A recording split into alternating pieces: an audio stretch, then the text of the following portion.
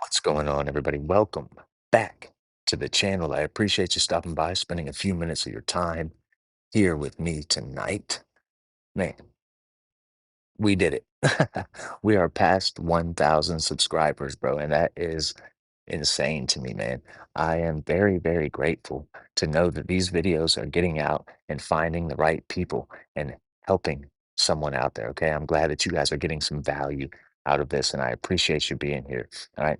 Now let's get right into this video. I want to go over with you tonight the trade I took today on the DJ 30. Right. Right now, we're looking at a 15-minute chart just so we can see how the week has unfolded so far. All right. And the trade I took today is the 333 setup, okay?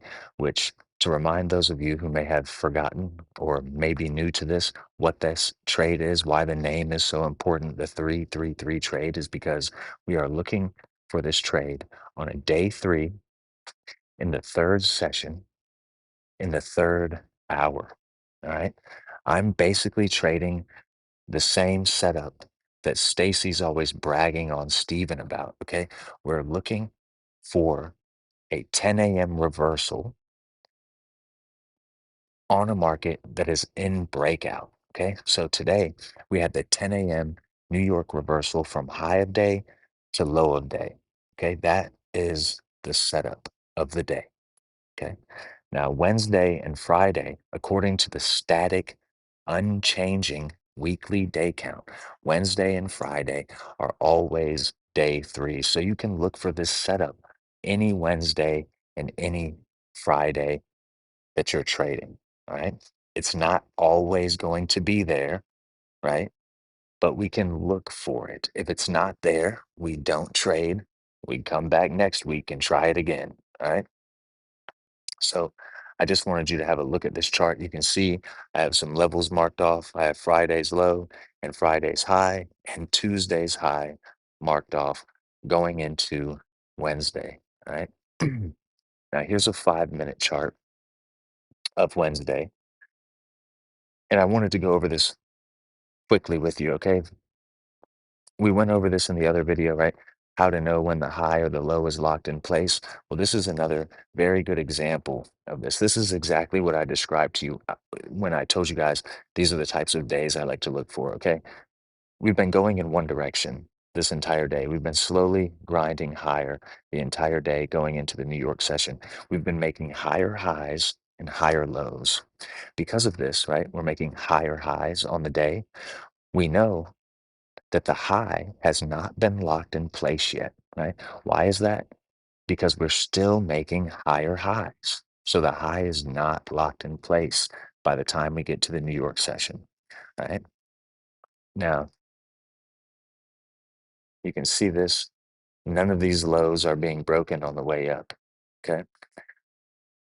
Now, when we do finally break out up here, we break Friday's high, Tuesday's high, okay? Then we engulf, pull back, start to trade lower. This is potentially telling us that the high is being locked in place, right? When we come to the New York session, this is the last session of the day. This is the session that closes out the day. So if we are going to get a peak formation high and lock in that high today, right? Time equals opportunity. We're in the last session. There's not a lot of time for this to happen. So if it's going to happen, it needs to happen and in a timely manner. Okay.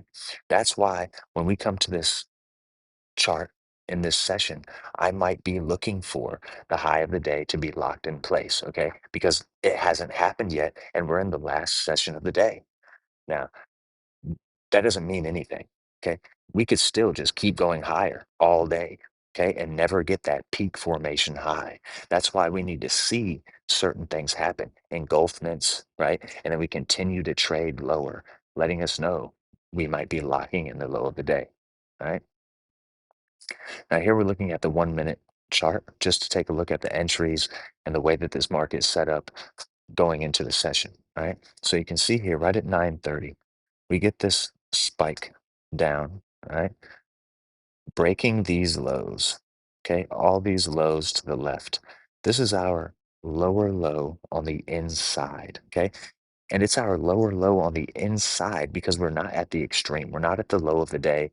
We're not at the high of the day. Okay. We are still inside the current day's high and low range. All right. But we've broken these lows. So this is our lower low on the inside. And that's the setup for the pump and dump. This lower low on the inside becomes sort of our anchor. Okay. We can target this level as our initial target. All right. Now you can see we put in that lower low on the inside, broke Tuesday's high, pulled back, broke Friday's high, right around 10 o'clock. Okay. 10:10, somewhere around there. We have this engulfment. Okay. We pull back and then we start to trade lower once again. Right. This is our M formation here. Let's zoom in. Okay. This entire structure is our M at the high of the day. Okay. Our M formation going into the high of the day. This is our middle structure of the M pattern. Okay. Now, we are not fortune tellers. We can't predict the future. We're not trying to catch the high with these trades. Okay. That's not what Stacy's system is about. Stacy's not trying to tell you to get up here and automatically sell it because we broke Friday's high. Okay. That's not how it works. That is like an aggressive, very aggressive entry where you would have to be willing to lose whatever you're risking because there's nothing confirming that we're going to keep going lower. Okay. Not yet. For me, that doesn't happen until we break this middle structure of the M. Okay. To keep it as simple as possible. Once the middle structure of that M is broken, now I'm thinking to myself, okay, we are locking in the high of the day. We are going to continue to go lower. Now let me look for a safe and secure, well placed, well timed entry. All right. So you can see we push back up into that high once again. One, two, three pushes into that high before falling, breaking, and closing beneath that M structure. Right. Then we pull back in here. This is where I secured my entry somewhere in here. This was the safe entry for me. Right. Now, I got to tell you, I did not hold on to this trade for very long. Okay. I got out of the market securing about 40 or 45 pips off of the trade. I just didn't like the way it was moving. All right. I like my trades to go vertical like this. Okay. I don't want to sit through all this choppiness. Okay. You can see we had to sit for a couple of hours before this market really decided to capitulate to the downside. All right. So I took my little pips. Hindsight's 2020. Looking back, I could have played it better. Looking back on it, what I should have done was enter my trade, put my stop loss, put my target, and then walk away from the screen and not come and look at the chart until one of those levels have been hit, either my stop loss or my take profit. All right. But like I said, hindsight's 2020. Nobody's perfect. And in the end, it's not about perfection, it's about progress, right? 1% better every day. So I hope that this video makes sense for you. A quick recap, okay? We're on Wednesday. Wednesday is our day 3. I'm looking for a 3-3-3 trade, which is a reversal trade in the New York session on day 3, session 3, hour 3, okay? Which is exactly what we got today. This We were talking about the high of the day being locked in place. How do I know when the high of the day is being locked in place? You don't, not until it actually happens. All right. Technically, this high is not really locked in place on this 5-minute chart until we break that lower low. Okay. You can see we break through that lower low. We're trading all the way back into these Tokyo session levels, pulling back and capitulating to the downside, right? But up here, once we have that engulfment, a pullback, and we continue to go lower, I start thinking to myself that we are potentially locking in this high of the day. And the reason for that is because the entire day we've been making new highs. Okay. All the way up into the New York session, the high of the day has not been locked in place yet.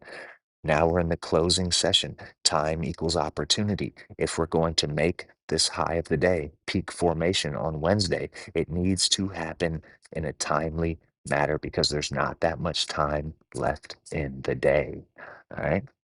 Here, we were taking a look at the lower low on the inside. The reason why this is considered a lower low on the inside, which is because it breaks these levels here on the inside. The entire day has been making higher highs without breaking the or the higher lows until here at 9:30, we break through these levels on the inside, making this our lower low on the inside, which is our initial target for the trade, right? The lower low on the inside is the setup for the pump and dump.